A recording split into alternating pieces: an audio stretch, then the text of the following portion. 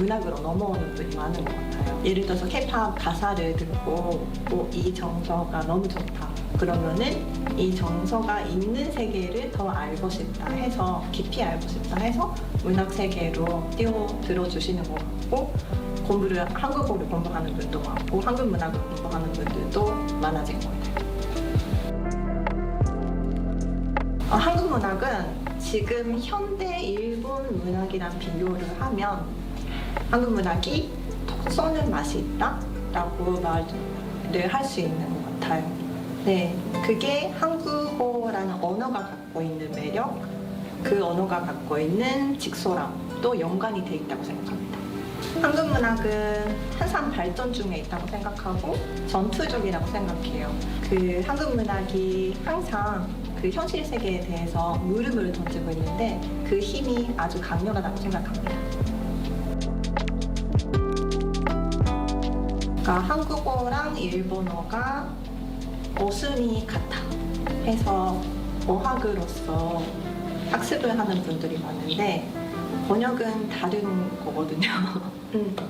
그래서 어순이 같다고 해서 번역을 할 수 있는 것도 아니고 그래서 번역을 하다 보면 뭔가 설명을 넣어야 된다는 부분이 분명히 나오는데 그게 작품마다 양을 얼마나 넣을 거고 어디까지 설명을 해야 되고 어디까지 범위를 넣어야 될까라는 거를 처음에 설정을 해야 돼요.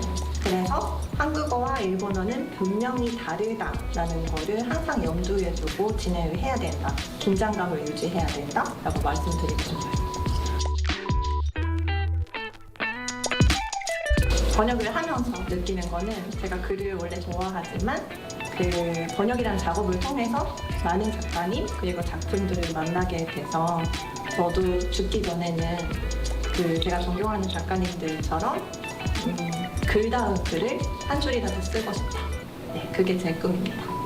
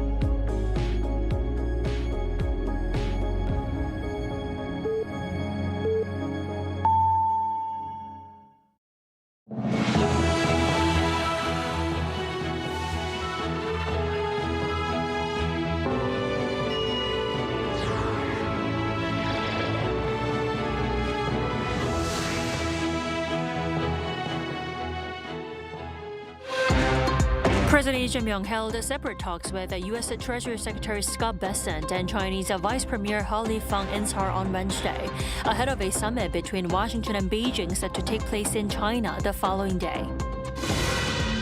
South Korea is reviewing possible participation in a U.S.-led mission to restore freedom of navigation in the Strait of Hormuz, while Seoul officials say there is still no definitive evidence linking last week's attack on the Korean-operated HMM Namu to drone strikes.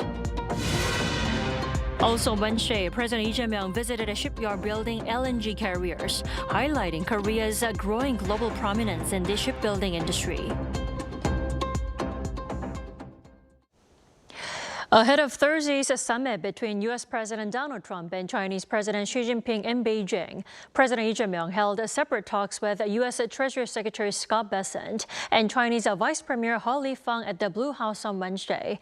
Our Blue House correspondent Song Yu-jin leads our coverage tonight. A day before the highly anticipated summit between U.S. President Donald Trump and Chinese President Xi Jinping, President Lee Jae-myung met with senior officials from both countries at the Blue House. Yi held talks with U.S. Treasury Secretary Scott Bessent, marking their second meeting following their first in New York last September. As widely expected, Seoul's pledged $350 billion investment package in exchange for lower U.S. tariffs was among the issues discussed. President Yi asked Secretary Bessent to help ensure that the investment agreement leads to broader cooperation in key economic and strategic sectors based on the strong trust between Seoul and Washington, creating mutual benefits for both countries. The two sides also agreed on the need to strengthen cooperation in supply chains and the foreign exchange market at a time of growing global uncertainties. Just before that, President Yi met with Chinese Vice Premier He Lifeng. Yi's back-to-back meetings came ahead of trade talks between He and Bessent aimed at coordinating key issues before the Trump-Xi summit in Beijing. President Yi said stable ties between the United States and China would greatly contribute to the development and prosperity of countries around the world, including Korea. Vice Premier He expressed appreciation for Korea's support in hosting the talks. When asked why the trade talks were being held in Korea this time, Kang said the negotiations could be viewed as an effort to advance and finalize discussions from the previous Trump-Xi summit in Busan last October. On bilateral ties, President Yi asked the Chinese vice premier to play an active role in maintaining close communication in areas including the economy and culture. He in turn said he would do his utmost to ensure the smooth implementation of agreements reached during the two summits between Presidents Yi and Xi. With Seoul maintaining its alliance with Washington while also preserving its strategic cooperative partnership with Beijing, Wednesday's meetings could be viewed as its delicate balancing act between the world's two superpowers. 송유진, Arirang News. Iran has reportedly called on China for diplomatic support to halt hostilities with the U.S. Our Lee Seung-jae covers this call as well as the risks of a wider war in the Middle East. Iranian state media says Tehran has asked China to help represent its position ahead of U.S. President Donald Trump's upcoming visit to Beijing, as tensions across the Middle East continue to rise. Iran's ambassador to China said Tehran is seeking a permanent end to the war, a stable ceasefire framework, sanctions relief, and recognition of what it calls Iran's legitimate rights. He added that China is well positioned among major global powers to deliver Iran's message. Iran is also reportedly working through mediators, including China and Pakistan, to pressure the United States toward a ceasefire, while continuing to stress its control over the Strait of Hormuz. Iran's Revolutionary Guard said surveillance in the strategic waterway has been strengthened and vowed to defend Iran's territorial and maritime sovereignty. Meanwhile, Reuters reported Tuesday that Saudi Arabia carried out previously undisclosed airstrikes inside Iran in late March in retaliation for earlier attacks on Saudi territory. If confirmed, these strikes would mark the first known direct Saudi military action on Iranian soil. The report did not confirm which targets were hit. Separately, Kuwait says it arrested 4 men accused of belonging to Iran's Revolutionary Guard after they allegedly tried to infiltrate Kuwait's strategically important Bubiyan Island. Kuwaiti authorities said a soldier was wounded during a confrontation. Iran's foreign ministry denied the allegations and demanded the immediate release of the 4 Iranian nationals. Tehran acknowledged the sailors had entered Kuwaiti waters due to a navigation system malfunction, not for a covert military mission. Lee Seung-jae, Arirang News. A National Security Advisor Wi says there's no conclusive evidence that drones struck the Korean-operated HMM Namu vessel in the Strait of Hormuz last week. Speaking at a conference hosted by the Korean News Editors Association on Wednesday, Wi said further investigation and analysis are needed before making a final determination.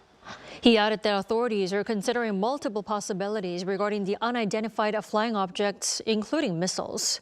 Now, this comes after the UAE's Foreign Ministry on Monday condemned the incident as a terrorist drone attack.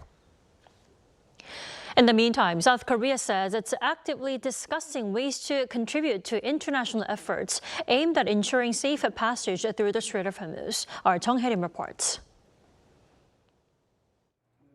South Korea's National Security Advisor Wi stated on Wednesday that the government is actively engaged in international discussions to ensure the safe passage in the Strait of Hormuz. During a briefing in Seoul, we noted that South Korea is communicating closely with key international partners, also noting that the United States had proposed cooperation under its maritime initiative, Project Freedom. This direction aligns with the recent outcomes of Defense Minister An Gyu-baek's high-level talks in Washington with U.S. Defense Secretary Pete Hegseth at the Pentagon earlier this week. An said Seoul is reviewing phased contributions to U.S.-led efforts aimed at restoring safe passage through the strait. Speaking to reporters in Washington on Tuesday local time, An said Seoul conveyed to Washington that it would participate as a responsible member of the international community and review ways to contribute in stages. According to An, possible forms of support could include expressions of political backing, personnel dispatches, intelligence sharing, and military asset assistance. The minister stressed that any decision would be made in accordance with both international and domestic legal procedures, adding that no detailed discussions were held regarding direct South Korean military involvement. An also stated that Seoul reaffirmed its push for a transfer of wartime operational control, or OPCON, before the first quarter of 2029 target presented by U.S. Forces Korea Commander General Xavier Brunson last month. The defense minister said Seoul explained its efforts to increase defense spending and strengthen military capabilities as part of preparations for a South Korea-led defense posture on the Korean peninsula, but acknowledged slight differences between Seoul and Washington regarding the transfer. An also said the allies discussed South Korea's push to build nuclear-powered submarines, adding that both countries agreed on the need to begin working-level consultations as soon as possible, despite ongoing regional tensions involving Iran. The talks did not include discussions on a reduction of U.S. troops stationed in South Korea, nor did they discuss the potential relocation of THAAD batteries to the Middle East. 정혜림, Arirang News. President Lee Jae-myung on Wednesday went out to a shipyard to seek ways to raise the country's shipbuilding competitiveness. Noting the sector as a promising business, he called for a system where outcomes can be equally shared. Yoon Jung-min has more. Hitting the road on Wednesday to the country's southeastern city of Ulsan, President Lee Jae-myung toured a shipyard where LNG carriers are built. Meeting with shipbuilders, he noted growing recognition of South Korea's shipbuilding industry on the global stage. 국제적인 관심도가 높아지다가 소위 마스가라고 미국의 대규모 투자 사업의 핵심 아이템으로 조선 산업이 또 선정돼 있기도 합니다. 앞으로 이 부분은 매우 여러 가지 많은 가능성과 잠재력을 가지고 있는데. He was looking for what the government can do to help, noting a great discrepancy during times of a boom and recession, which also affects the livelihoods of workers in the field. The president called for creating a fair compensation system. 그 성장의 과실들이 골고루 좀 나눠지고 또 회사 내에서도 사용자와 노동자가 함께 그 과실을 누릴 수 있는 그런 시스템을 만드는 것도 중요한 일일 것 같습니다. High on the agenda was raising its competitiveness amid a fierce global race. If China excels in the LNG carrier sector, it's hard for us to catch up. We own the building technology, but what's key is demonstration, especially for large vessels. Some have called for more support in financing. Smaller shipbuilders like us have no choice but to give up major contracts because we couldn't get a refund guarantee. Present were major and smaller shipbuilders alike, representatives of workers in the field, and financial institutions. After the session, President Lee toured an exhibition booth showcasing robots and cutting-edge technologies applied in the shipbuilding sector. Yoon Jung-min, Arirang News.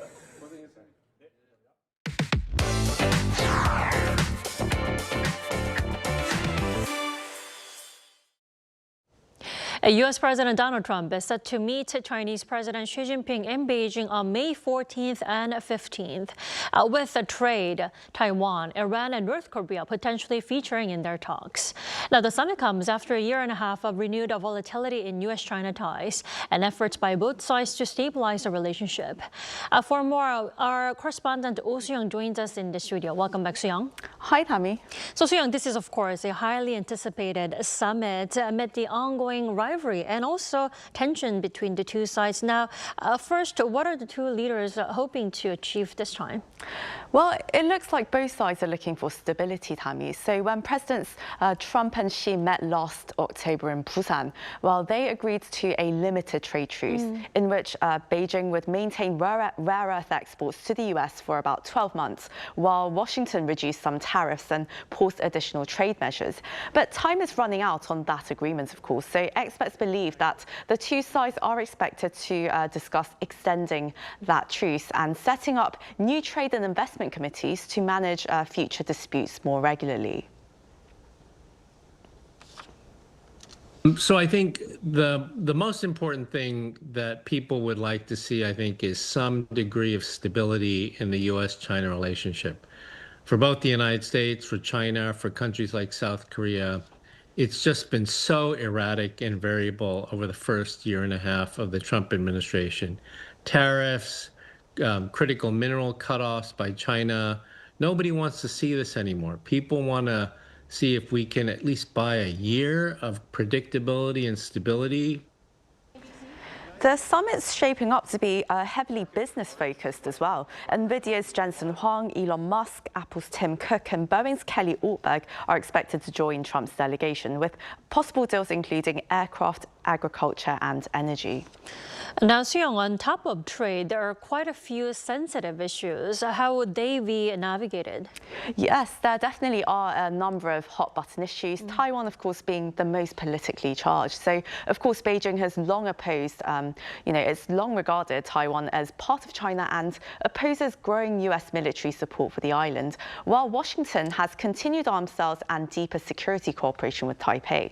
Chinese Foreign Minister Wang Yi recently warned U.S. Secretary of State Marco Rubio that Taiwan remains the biggest risk in bilateral relations. Trump has meanwhile said that he expects to discuss U.S. arms sales to Taiwan directly with Xi Jinping. Now, there's also been growing concern in Washington that Beijing could push for softer U.S. language on Taiwan in exchange for economic concessions. However, experts, including Dr. Cha, say that might not necessarily be the case. I really don't think that that is a likely outcome. China is looking for a degree of stability coming out of this and predictability, at least for a year coming out of this. And so the last thing they want to do is try to pull a fast one on Trump that he would then get mad at, and then we'd be in another cycle of tariffs and retaliations. Iran, of course, is another item. Treasury Secretary Scott Bessent has said that the two leaders will discuss the Iran war and urge China to help reopen the Strait of Hormuz to international shipping. Beijing, meanwhile, it seems quite keen to demonstrate that it can play a diplomatic role on Iran, while potentially using the issue to strengthen its leverage in negotiations over Taiwan and perhaps broader U.S.-China tensions. Now, U.S. and Chinese media have described the negotiations as a possible exchange between Washington's so-called 5 Bs. That's Boeing aircraft, beef, and beans, or rather soybeans, board of investment and board of trade mechanisms, with Beijing's 3 Ts, which are Taiwan, tariffs, and technology. So 5 Bs for the U.S. and 3 Ts That's right. for China. 5 Bs, 3 Ts. And finally, there's speculation that Trump may consult with Xi over potential North Korea engagement. Tell us more about that speculation. Right, like you said, there's been a large amount of expectation that North Korea will come up as part of their discussions. It looks likely, but it's probable that it's not going to be the focal point of the leaders' discussions. Some former U.S. officials, including former Deputy Secretary of State Kurt Campbell, have said that Trump could ask Xi for some advice on engaging Kim Jong-un, but others such as Dr. Victor Cha, they argue that Beijing may be more worried than supportive of direct talks between Kim and Trump. He points to Chinese Foreign Minister Wang Yi's visit to Pyongyang in early April. I think the fact that Wang Yi went to North Korea is a sign that the Chinese are concerned that the United States and DPRK may be talking separately about meeting again. Because if we look back to Trump 1, China may have played a role initially, but after the United States established a direct communication channel with North Korea, China was completely cut out. Reflecting on the previous summits between Kim and Trump, Cha says China increased its own summit diplomacy with Kim Jong-un to keep track of developments and shape Pyongyang's behavior. The prospects of Kim-Trump diplomacy do appear rather likely, though, according to Cha and other former U.S. officials that we've spoken to as Arirang, given that President Trump is eager to have a foreign policy success before the November midterm elections. But will a summit in Beijing make or break such prospects? It seems rather unlikely that this will be the venue for a breakthrough, given all the other agenda items that he needs to discuss with Xi Jinping. Right. Well, the two leaders will have a lot to discuss and to get through this time. Let's see what emerges from the summit. Soo-young, thanks for the coverage. Lovely to be with you, Tammy.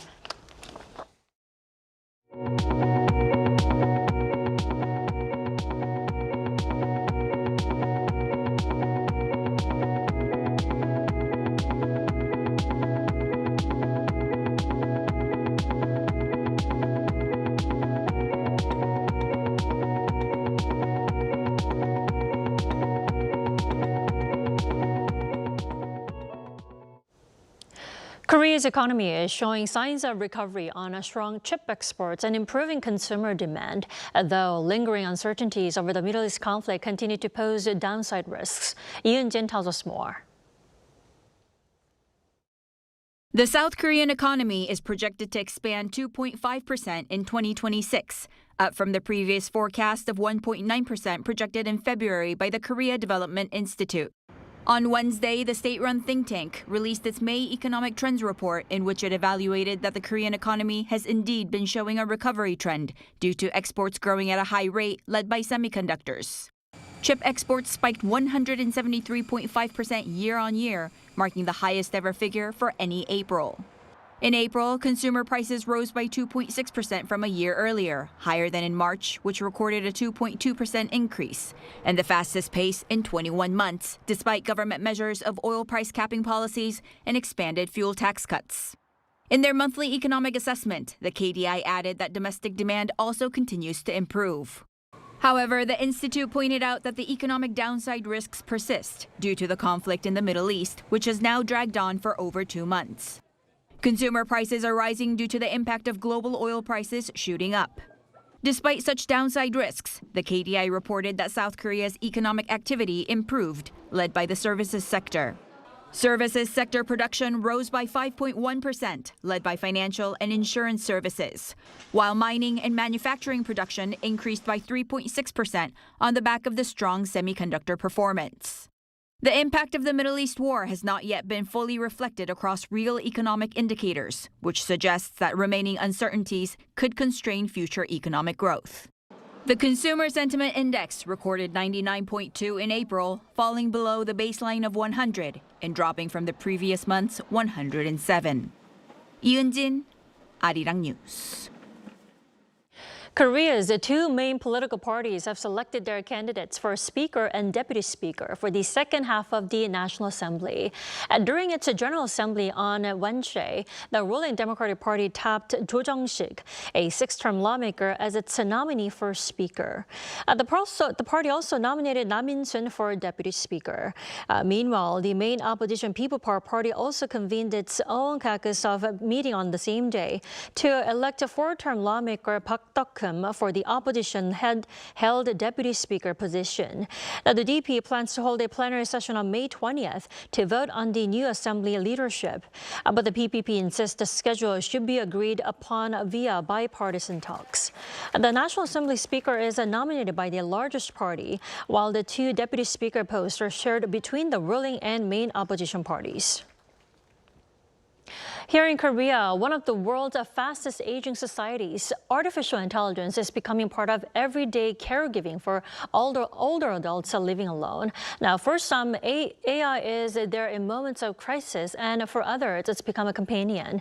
Kim Junong has this report. 혹시 밤새 잠은 편안히 주무셨어요? 네, 잘 잤습니다. For 77-year-old Jung Yuni, a daily conversation now comes from an unexpected companion, artificial intelligence. The care call service Talking Buddy, developed by Neighbor Cloud for the elderly, once helped save Jung's life. Just as Jung was suffering severe stomach pain alone at home, the AI called to check on her. After saying she was in pain, an ambulance soon arrived, allowing her to undergo emergency surgery for an acute hernia. To me, it is a blessing in my life. Doctors told me it could have become very serious if I hadn't gotten surgery that day. I don't get to talk with my family very often, so I can't always share my day with them. But with AI, I can. It listens, responds to me, and that brings me joy. This AI call service keeps in touch with older people living alone, with many of them struggling with illness or loneliness. It aims to build lasting relationships through memory-based conversations, tailored to each person's daily life. Conversations with the AI are monitored by staff at care centers. Most calls are screened by the AI itself, but missed calls or signs of unusual behavior are classified as potential risks. Human supervisors then step in to contact the individual directly and respond if necessary. In April, a woman in her 70s said during a call that she had been assaulted by her husband. The AI identified it as a warning, and staff later reported it as suspected elder abuse. People aged 65 and older in Korea are expected to make up 21.6% of the population this year, with the figure projected to exceed 40% by 2050. But the caregiving workforce is struggling to keep pace with the country's rapidly aging population. Korea is expected to need an additional 990,000 care workers by 2043 just to keep up with current demand. AI technology is now emerging as a solution to help fill that gap. Care in the past was largely reactive, stepping in only when help was needed. But now, it is shifting toward a more proactive approach, using daily data to detect risks early and connect people with support. With that, AI is expected to become a key part of the digital safety net. With its population aging at an unprecedented pace, Korea is embracing AI technology as a new part of everyday caregiving. Kim Junong, Arirang News.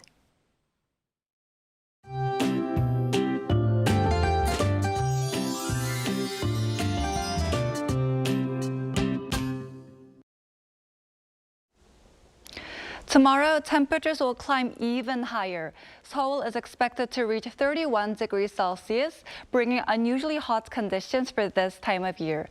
However, inland areas will see large day-to-night temperature swings, so please take care. Meanwhile, brief showers are possible over the mountainous areas of Gyeongsangnam-do province through tonight, with around 5 millimeters of rain expected. Showers are also forecast for Jeolla-do and the inland western areas of Gyeongsangnam-do provinces tomorrow. Tomorrow, UV levels will be very high across much of the country, so don't forget your sunscreen. Across the Seoul metropolitan area, pollen levels are expected to be high, so if you're heading outdoors, be sure to wear a mask or sunglasses for protection. As for temperatures, Seoul will start the day at 15 degrees, Chuncheon at 14 degrees, Busan at 15 degrees. Then by the afternoon, Seoul will get up to 31 degrees, Daejeon at 30 degrees, Gwangju at 28 degrees. Looking ahead, early summer heat will continue, along with large day-to-night temperature swings.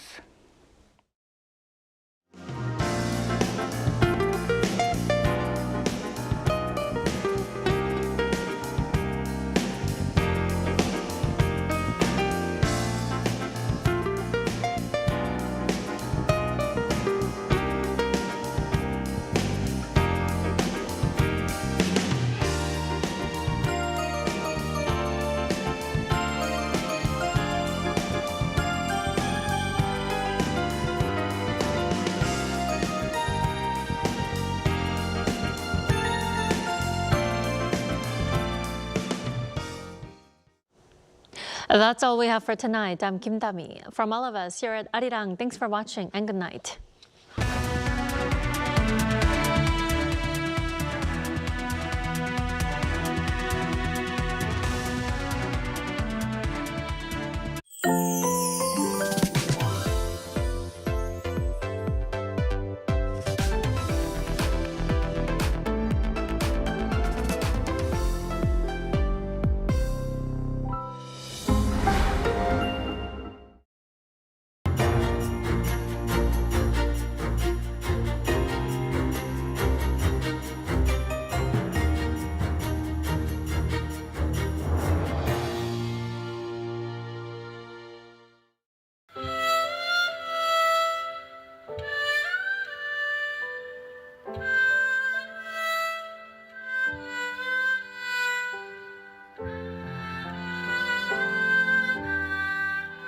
해금은 두 줄로 된 한 악기인데 저도 처음에 시작하게 된 거는 그 두 줄에서 너무 다양한 소리가 나오는 게 너무 신기했고 일단 해금이 되게 사람의 목소리랑 좀 비슷하다고 많이들 하세요. 줄을 눌러서 이렇게 음을 계속 왔다 갔다 진동하는 그런 형태를 띠고 있다 보니까 애절하다라고 많이 말씀을 해주시는 것 같아요.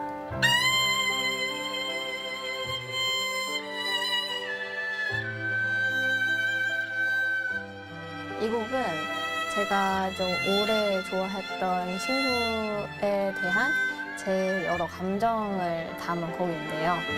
슬펐던 마음, 혹은 뭐 고마웠던 마음, 이런 여러 가지 감정들을 한데 묶어서 마음이 담긴 곡이라고 할 수 있습니다.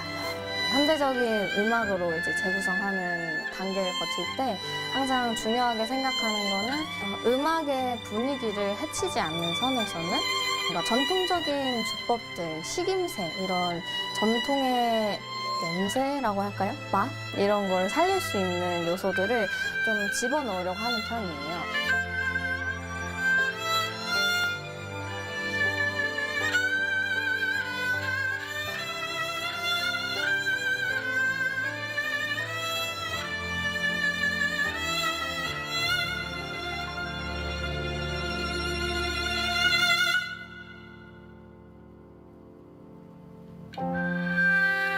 저는 요새 연주하면서도 스스로가 마음도 편하고 몸도 편안한 음악들을 좀 자주 들려드리고 싶다. 제가 음악으로 위로받았던 것처럼 제가 하는 음악들로 여러분들이 좀 위로받을 수 있는 순간이 있었으면 좋겠다. 그런 무대를 만들려고 노력해야겠다라는 생각을 했던 것 같습니다.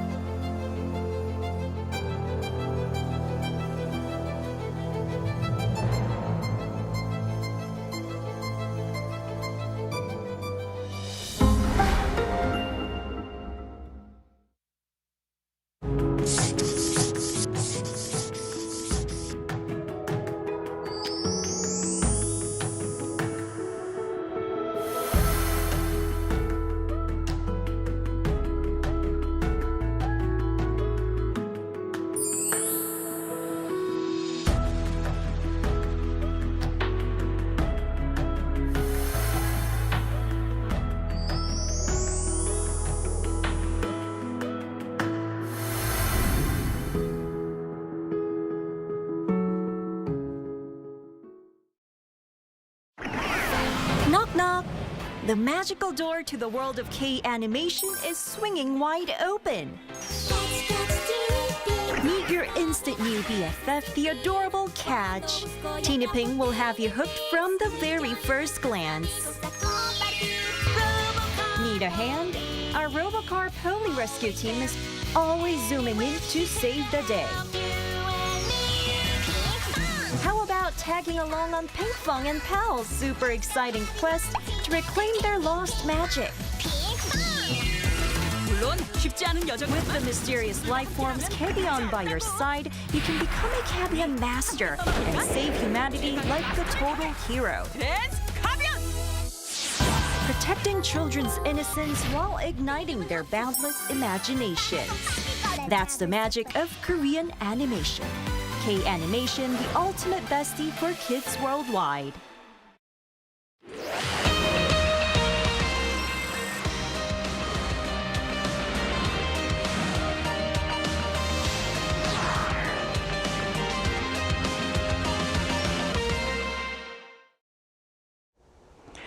Welcome to Within the Frame, where we bring the most pressing issues across the globe into focus. I'm Kim Mo-gen. With U.S. President Donald Trump set to arrive in Beijing for a high-stakes summit with Chinese President Xi Jinping, global attention is now focused on whether the two leaders can ease growing tensions across multiple fronts. The talks are expected to cover not only trade and semiconductors, but also the situation in the Middle East, Taiwan, the South China Sea, and even North Korea. And for South Korea, the stakes are especially high as Seoul now reviews possible participation in a U.S.-led maritime security initiative near the Strait of Hormuz, while also pushing to finalize a roadmap for the transfer of wartime operational control. So what should we watch most closely from this summit, and what could it mean for the Korean Peninsula and regional security going forward?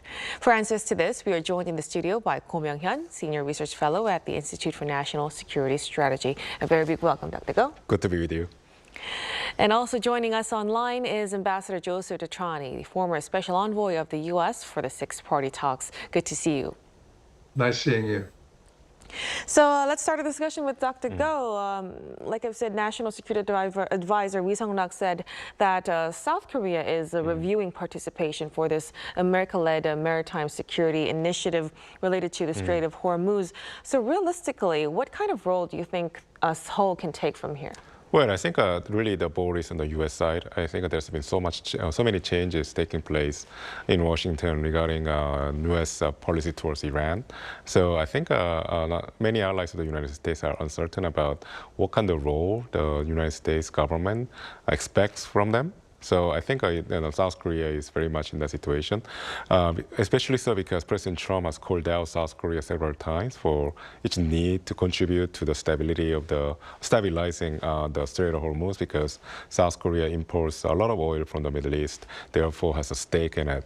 But at the same time, though, the U.S. government has been very clear what kind of role South Korea should be performing for its most important ally, the United States.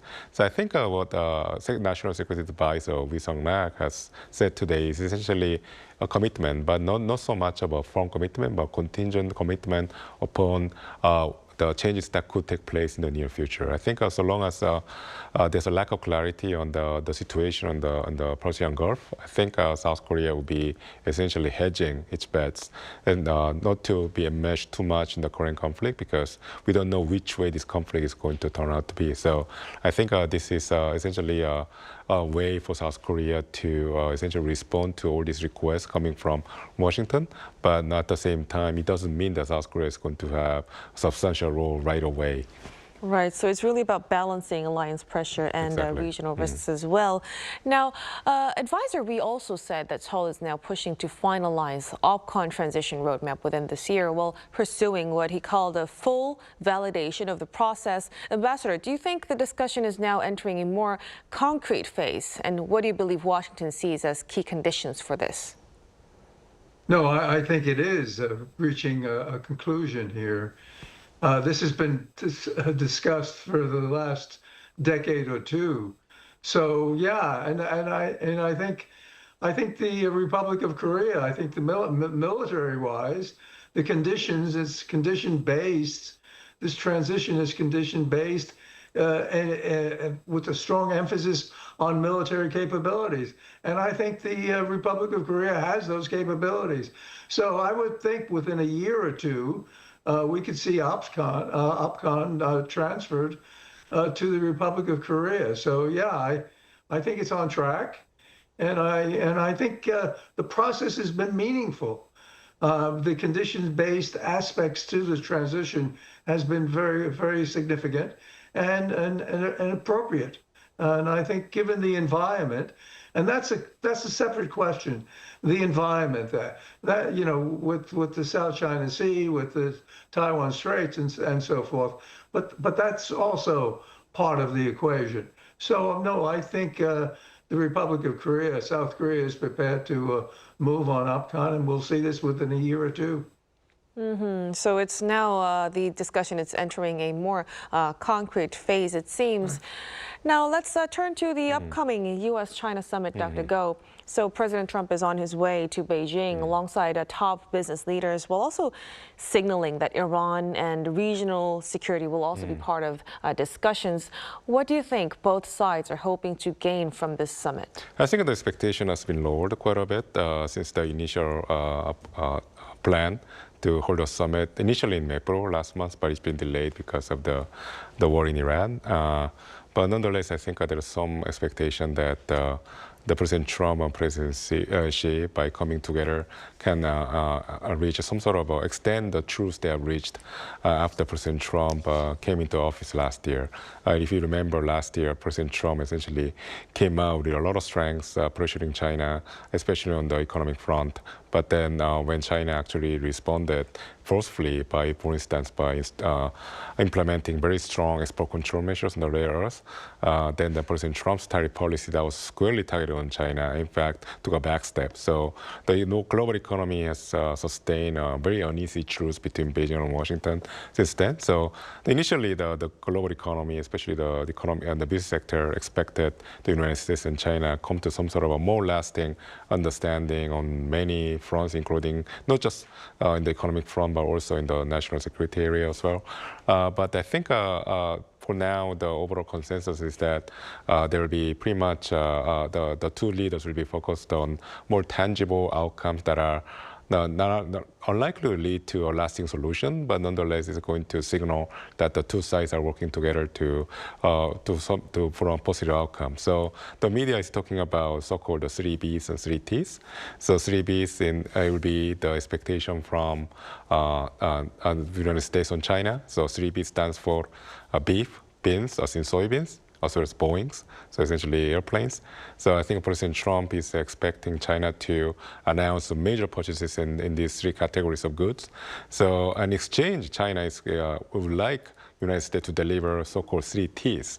So here T stands for tariffs, technology, and Taiwan. So especially, I think President Xi wants the United States, through President Trump, to make concessions or actually like relax the restrictions on the export of AI chips, especially the ones built by NVIDIA.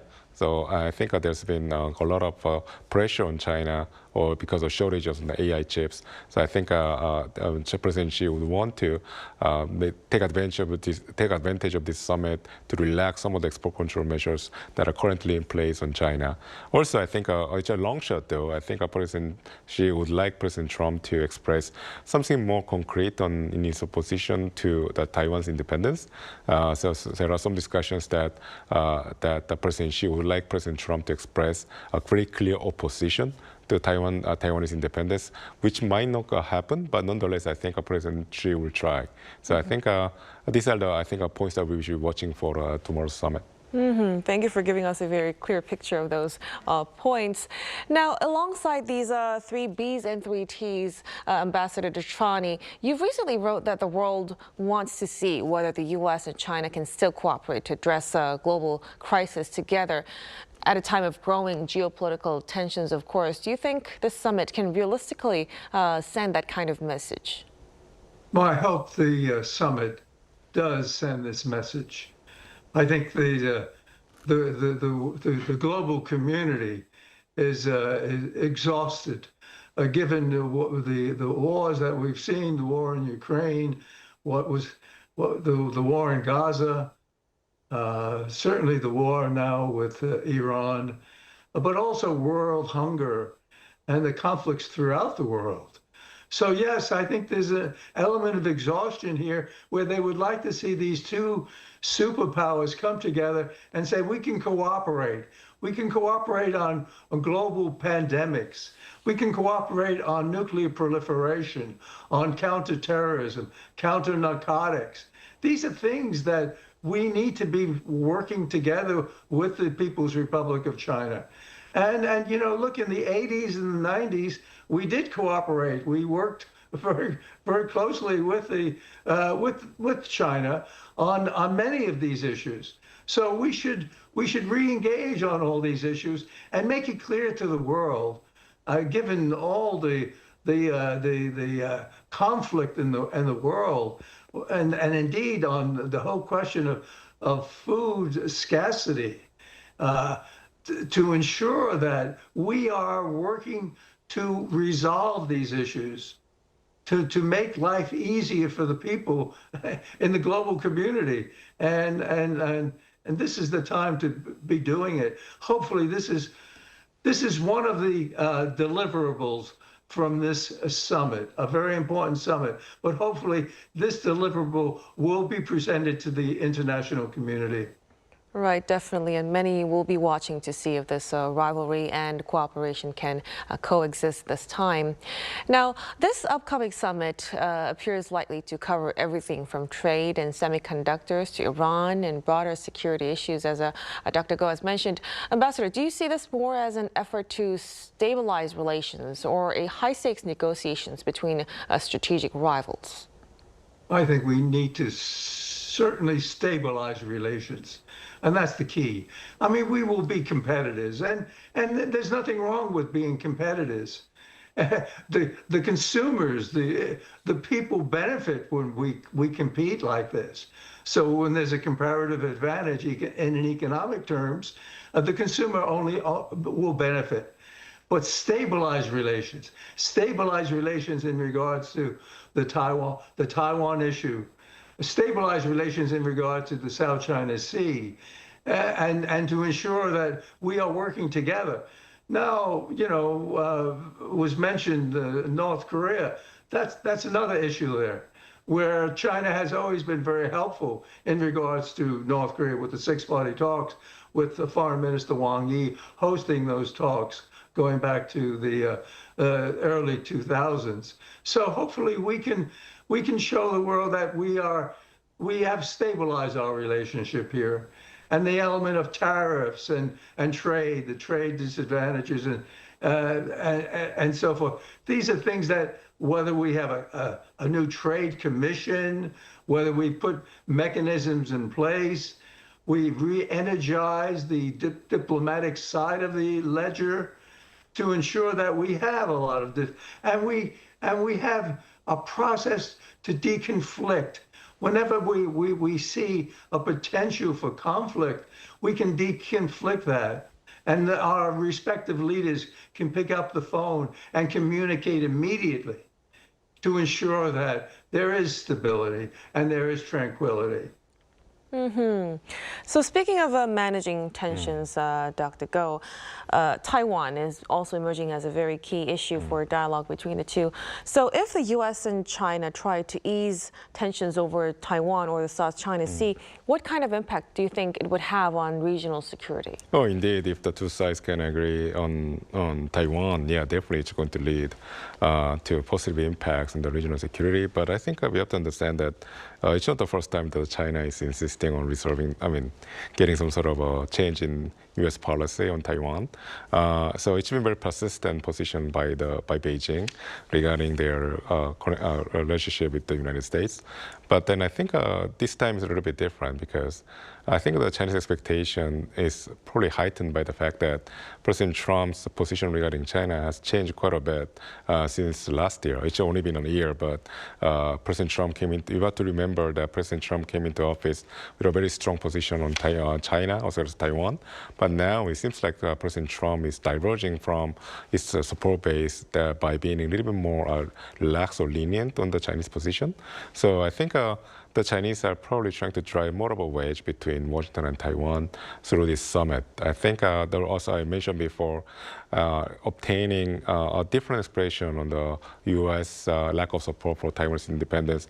As I said, probably the Chinese want President Trump to express or say essentially that he is opposed to Taiwan's independence. Is going to be seen as a major achievement by the Chinese.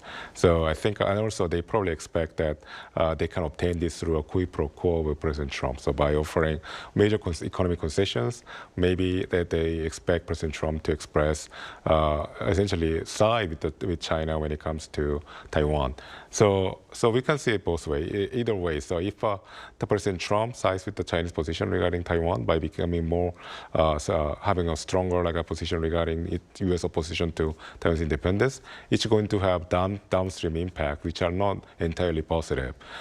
So I think if President Trump is perceived to be siding with China, I think that's going to lead to further erosion on the U.S. credibility in the region. So I think this is something that I think a lot of watchers in Washington are following very closely, because I think with a single word that could completely undermine the U.S. credibility with the allies in East Asia in particular. So I think this is another point that we should be watching out for in tomorrow's summit. Right, so we will have to be all ears regarding that. Now, what about North Korea, Dr. Go? Of course, we always ask you that. Do you think this summit, when North Korea comes in top of the agenda, do you think it could be a turning point for the Korean Peninsula? Well, same with Taiwan. I think it's another. We will circle back to the North Korean issue, especially with President Trump, because President Trump has expressed his personal interest in engaging North Korean leader Kim Jong-un.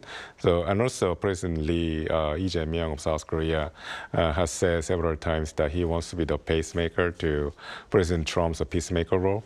So I think we can say that all the signs are aligned right now for a potential breakthrough in the U.S.-North Korean dialogue. So I think this is the reason why there's a heightened expectation about a potential for the beginning of some sort of a dialogue taking place between Washington and Pyongyang through this opportunity of the President Trump's another visit by President Trump to the region. But I think the chance of that happening is probably not that high at the moment, because first of all, President Trump has a lot of things on his plate right now. Also, you mentioned before, all the agenda items that we have discussed already between the bilateral agenda items between Beijing and Washington is already a handful. So something that cannot be settled in one summit. So if you have to add to it the North Korean issue, which is very complicated already, I think it's going to be distracting in a way. I don't think President Xi's priority is restarting dialogue between Washington and Pyongyang at the moment. As I said before, I think his priority is to elicit President Trump's some sort of surprising statement about Taiwan. So I think all the Chinese energy is going to be focused on that issue, rather than brokering some sort of dialogue between Kim Jong-un and Trump. So North Korea would less likely be on the agenda? Exactly. I think the priority of the a North Korean issue taking a lot of bandwidth in this summit is probably not very realistic. All right. Now let's still delve into North Korea's recent moves as well, Dr. Go. So North Korea recently redefined inter-Korean ties as two separate states, and then also announced plans to deploy new artillery systems that are able to target Seoul. How could we read into their latest moves? So we have to read North Korean actions as like a two steps forward, one step back. The reason is because one of the major changes or manifestation of North Koreans' policy towards South Korea, or the lack of thereof, is that North Korea actually didn't meet our expectation when it came to North Korea's newly promulgated constitution.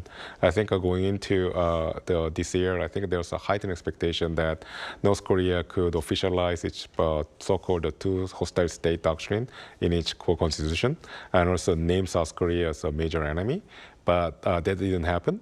Not just that, North Korea also used this occasion of promulgating new constitution to outline each new borders, national borders.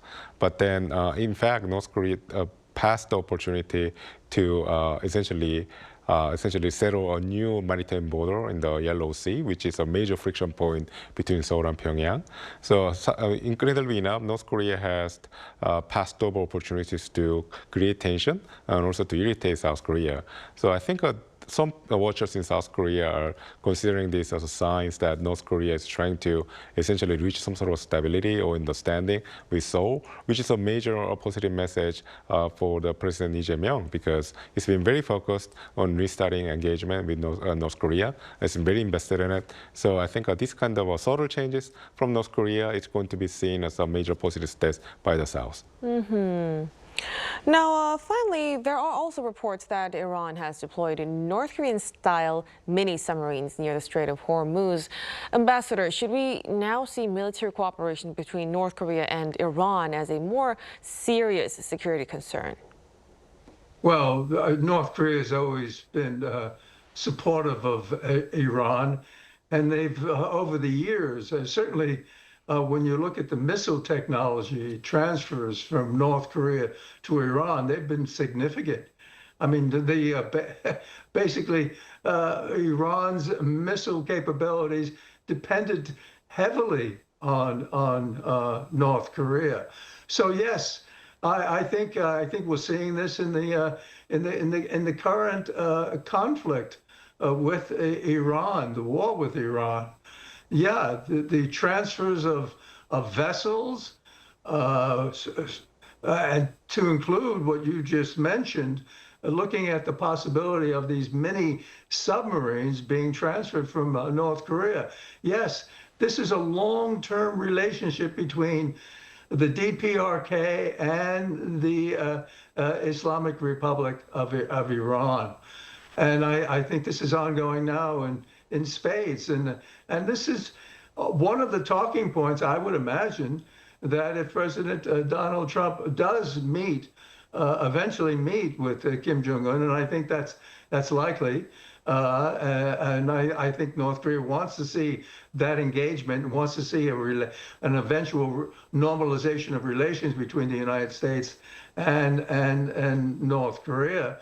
I think that will be one of the issues that President Donald Trump will mention, is North Korea's support to Iran. So we will have to keep close tabs on that, because it would become a broader security concern moving forward. But as for now, we'll have to conclude our discussion right here. Thank you so much for your insights tonight, Ambassador Detrani. Thank you. And of course, Dr. Go, we really appreciate it. My pleasure.